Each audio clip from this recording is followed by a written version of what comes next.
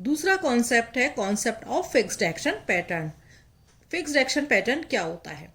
ऐसे व्यवहार या ऐसे पैटर्न जो मेनली जीन्स के द्वारा नियंत्रित किए जाते हैं तथा जो अपने अन्य कौन स्पेसिफाइज या अपने सजातीय जंतु को देखे या सीखे बिना ही प्रदर्शित किए जाते हैं, या उन जंतुओं को हम अलग भी करके रखें फिर भी वो वैसा ही व्यवहार प्रदर्शित करते हैं, तो इस तरह के व्यवहार को नियत क्रिया प्रतिमान या FAP कहा जाता है। फॉर एग्जाम्पल, जिस तरह से वास्प अपने कैटरपिलर लार्वा को लेकर के आती है, चूहिया जैसे अपने लिए गर्भवती चूहिया अपना घर बनाती है, तो इसके लिए उसको देखने की या सीखने की जरूरत नहीं होती है। ये इनके जीन्स में शामिल होता है कि वो अपने प्रतिक्रिया उन पैटर्न के अकॉर्डिंग अपना काम वो कर सकें। तो कुछ व्यवहार ऐसे होते हैं जो कि ना तो सीखे गए हों और ना ही किसी पूर्वानुमान से आते हैं। इन्हें हम कंज्यूमेटरी एक्शंस या अंतर्जात नैसर्गिक या इन्नेट इंस्टिंक्ट और इन्नेट इनहेरेंट बिहेवियर इनको हम कहते हैं।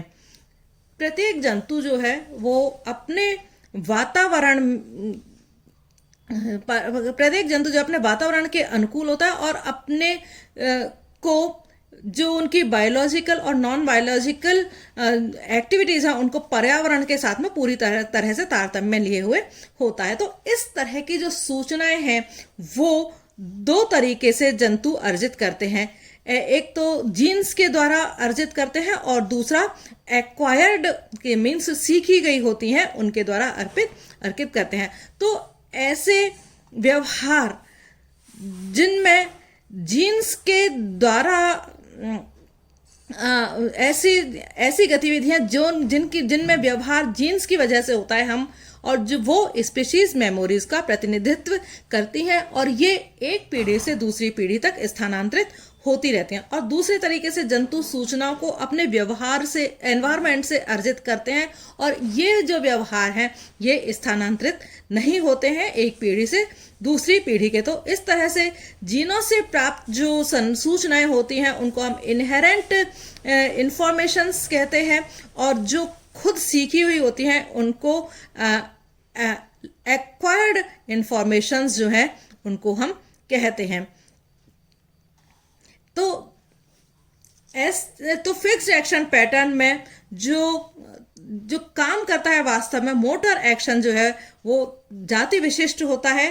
स्टीरियोटाइप सीक्वेंस के रूप में इसको हम परिभाषित करते हैं। मीन्स ये एक ही तरह से हमेशा एक जाति जो है एक काम को एक ही तरह से करती है, चाहे उन्होंने अपने कौन स्पेसिफाइज को देखा हो या नहीं देखा हो या फिर उन्होंने कुछ सीखा नहीं हो, लेकिन फिर भी वो अपना काम वैसे ही करते हैं जैसे कि उनके सजातीय दूसरे करते हैं। तो इस तरह के बहुत सारे एग्जाम्पल्स जो हैं हमें एनवायरनमेंट में मिलते हैं जो कि जीन्स द्वारा एक स्थानांतरित होते हैं और ये सब चीजें जो हैं सेंट्रल नर्वस सिस्टम में जीन्स के द्वारा पहले से ही या पूर्व नियोजित व्यवस्थित होती हैं।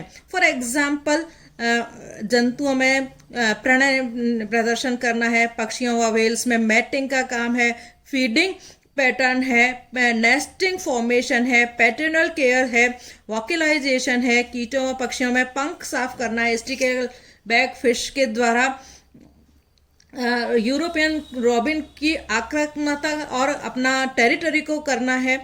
ठीक है, इसके अलावा बहुत सारे एग्जाम्पल्स और हैं जैसे कि बया का झूलता हुआ घोंसला है, मकड़ी का अपना जाल बनाना है, मोर का डांस करना है। ये सब क्या है? जीन्स के द्वारा प्रदर्शित बिहेवियर हैं, इंस्टिंक्ट बिहेवियर हैं जो कि इनको सीखने नहीं पड़ते हैं, अपने सजातियों को देख करके ये इनको खुद ही आता है।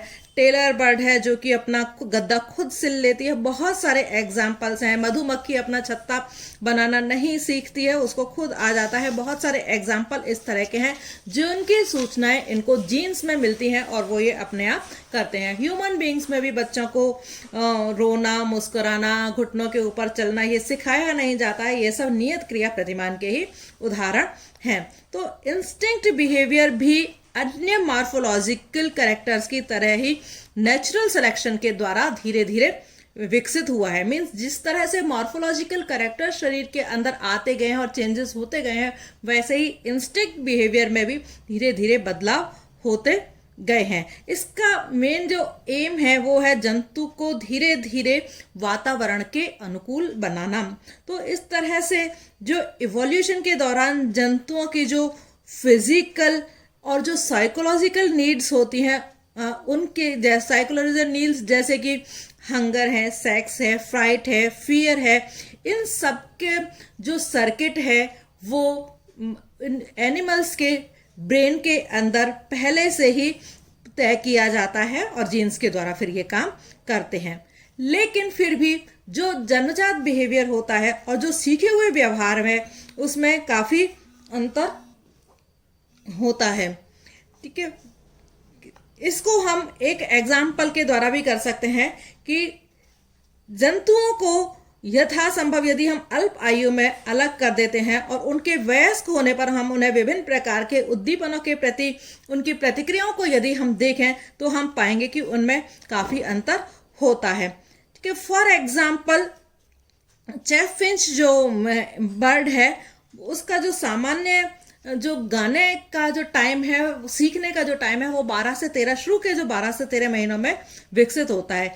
यदि चैफफिंच को पहले 3 महीनों के लिए उसके कोइन स्पेसिफाइज से या पेरेंट्स से अलग कर दिया जाए तो वो जो गाना सीखता है उसमें उसके गाने की अवधि तो सही होती है और साथ ही सुरों की जो संख्या है वो भी सही होती है, लेकिन उसके गाने में सुरीलापन नहीं होता है। तो मीन्स जो गाने की अवधि है, जो सुरों की संख्या है, वो उसके जीन्स में नियत है, वो उसको अपने आप आ गए, लेकिन जो सुरीलापन था गाने का वो सीखना पड़ता है। मीन्स सुरीलापन जो है वो एक्वायर्ड एक एक्टिविटी है, जबकि सुरों की संख्या और गाने की अवधि जो है वो इनेट एक्टिविटी है जो कि उसको खुद ही आ जाती है। तो इसी तरह से मनुष्य भी गाना, उसके मनुष्य के अंदर भी आवाज़ तो होती है, वंशागत आवाज़ होती है, लेकिन भाषा जो है वो सीखनी पड़ती है। तो अलग किए गए जंतुओं को किसी विशिष्ट परिस्थिति का अनुभव नहीं होता है, परंतु फिर भी वे परिस्थिति आने पर एक उपयुक्त व्यवहार जो है वो उसको प्रदर्शित करते हैं।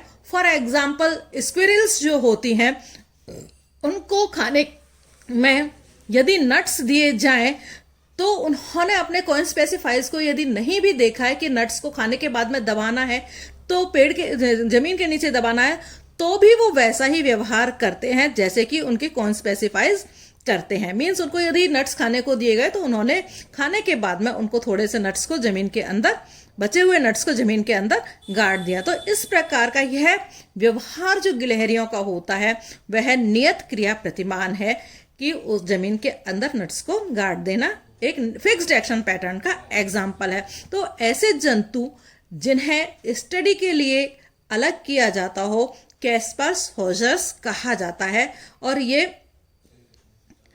नियत क्रिया प्रतिमान जो है निम्न गुण प्रदर्शित करते हैं। फॉलोइंग मतलब कौन निम्न गुण कौन से हैं? सबसे पहले है कॉन्स्टेंसी और स्टीरियोटाइप बिहेवियर। जो प्रवृत्तियां हैं, जो हैबिट्स हैं वो वंशागत होती हैं तथा एक ही जाति के सभी जंतुओं में वो एक जैसी होती हैं। फॉर एग्जाम्पल डिगर वास्प या जो बया पक्षी जो घोंसला बनाता है तो उसका घोंसले बनाने का जो तरीका है वो हमेशा एक जैसा होगा। मुर्गे मुर्गियों का जो आपस में प्रणय निवेदन करने का तरीका है वो हमेशा एक जैसा होता है। तो ये प्रवृत्तियों में कॉम्प्लेक्स एंड हाईली रिजिड क्रम के व्यवहार जो है इनके अंदर शामिल होते हैं, जिनमें अनेक मसल्स ग्रुप, ऑर्गन और ऑर्गन सिस्टम जो है वो अपना कार्य सब मिलजुल करके करते हैं। मीन्स शरीर के डिफरेंट ऑर्गन्स मिल करके किसी एक एक्टिविटी को पूरा करने का काम करते हैं। कॉन्स्टेंसी और स्टीरियोटाइप का जो बेस्ट एग्जाम्पल है वो हम लेते हैं ग्रे लेग गीज का, राजहंस जिसको कि हम हिंदी में कहते हैं। ग्रे लेग गीज का जो व्यवहार है वो नियत क्रिया प्रतिमान के अंदर या फिक्स्ड एक्शन पैटर्न के अंदर आता है, जो कि स्टीरियोटाइप होता है, जिसको किसी भी तरह के बाहरी उद्दीपन से प्रभावित नहीं किया जा सकता।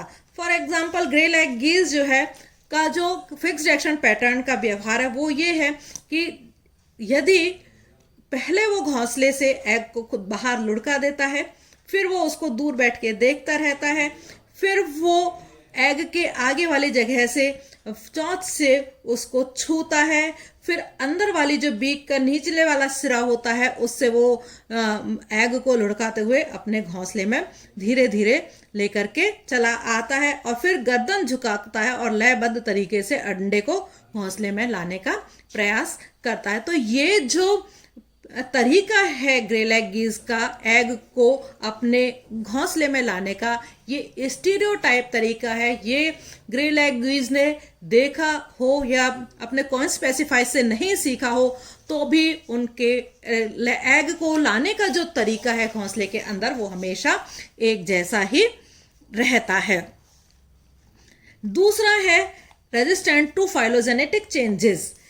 फिक्स्ड एक्शन पैटर्न में जाति के इवोल्यूशन के लिए में ये अत्यंत कंजर्वेटिव होते हैं और ऐसा माना जाता है कि यदि ये कैरेक्टर्स किसी एक जाति में एक बार प्रकट हो गए तो इवोल्यूशन के दौरान भी ये जो फाइलोजेनेटिक चेंजेस के प्रति रेजिस्टेंट होते हैं। फॉर एग्जाम्पल ये स्टडी हम लंबी पूंछ वाले बंदरों और छोटी पूंछ वाले बंदरों से हम कर सकते हैं। लंबी पूंछ वाले जो बंदर होते हैं उनमें लंबी पूंछ जो है वो भागते समय जो बंदर है उसका संतुलन बनाए रखने के लिए काम में आती है और यह क्रिया जो होती है वो फिक्स्ड एक्शन पैटर्न के तहत होती है।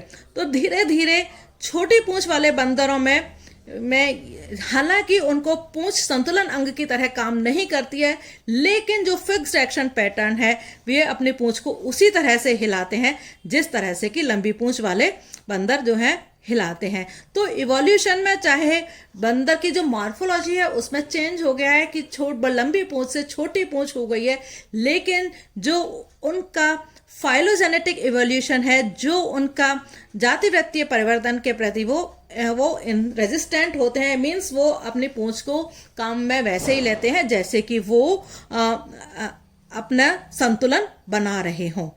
नाउ थर्ड जो पॉइंट है, need sign stimulus for release. Means कोई भी नियत किया प्रतिमान जो है वो